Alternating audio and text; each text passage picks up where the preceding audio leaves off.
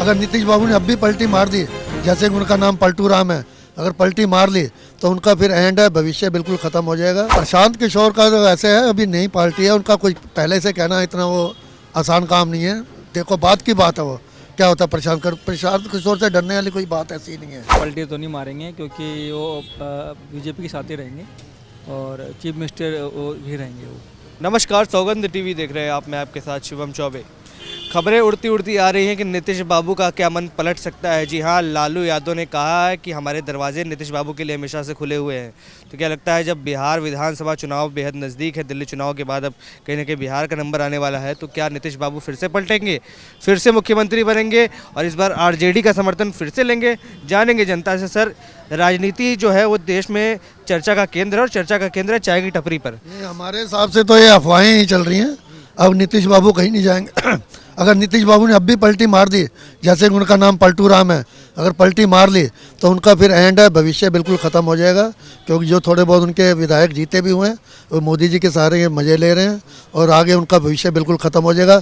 उनकी पार्टी में फूट पड़ जाएगी, टूट जाएगी, ख़त्म हो जाएगी पार्टी।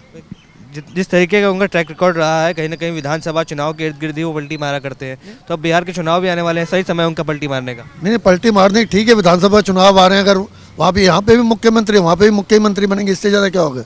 अगर यहाँ इनके साथ मोदी जी के साथ मिल के चलते हैं अगर मुख्यमंत्री के अगर हटना भी चाहे, बीजेपी अपना मुख्यमंत्री बनाना चाहे तो इसको सेंटर में भी ला सकती है, कोई दिक्कत। अगर इनके साथ रहेंगे तो मजे लेंगे, नहीं तो लालू तो तुम्हें पता ही है, लालू तो फिर इनको पूरा आलू खिला देगा। नहीं, तो कहीं ना कहीं बात चल रही है कि बिहार में जिस तरीके से प्रशांत किशोर आगे बढ़ रहे हैं, उनकी लोकप्रियता को देखते हुए भी कहीं ना कहीं नीतीश बाबू प्लानिंग कर रहे होंगे कि आने वाले विधानसभा चुनाव में टक्कर देने के लिए क्या कुछ करना जरूरी होगा। तो क्या पता उन्होंने एक कैलकुलेशन बैठाई हो कि लालू जी के साथ फायदा हो सकता है। प्रशांत किशोर का तो ऐसे है, अभी नई पार्टी है, उनका कुछ पहले से कहना इतना वो आसान काम नहीं है।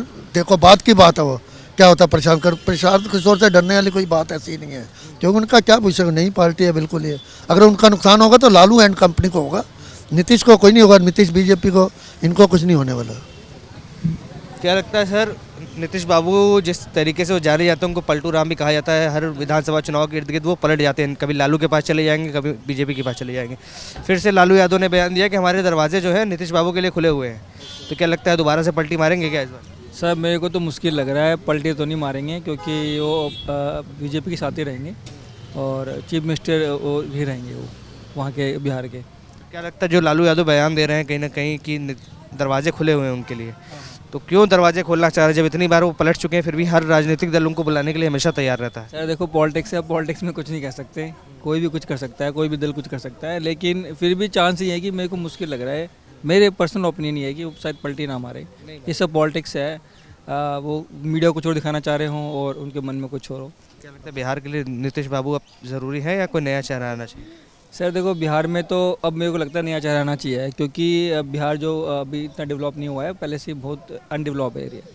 तो कोई अगर नया चेहरा आता है तो मेरे को लगता है कि बिहार काफ़ी तरक्की करेगा और डेवलप भी होगा।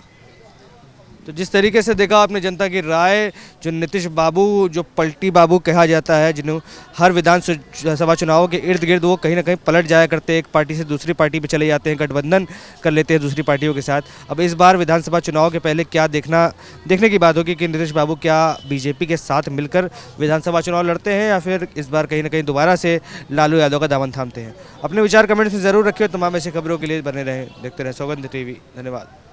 आप देख रहे हैं सौगंध टीवी, सौगंध वतन की।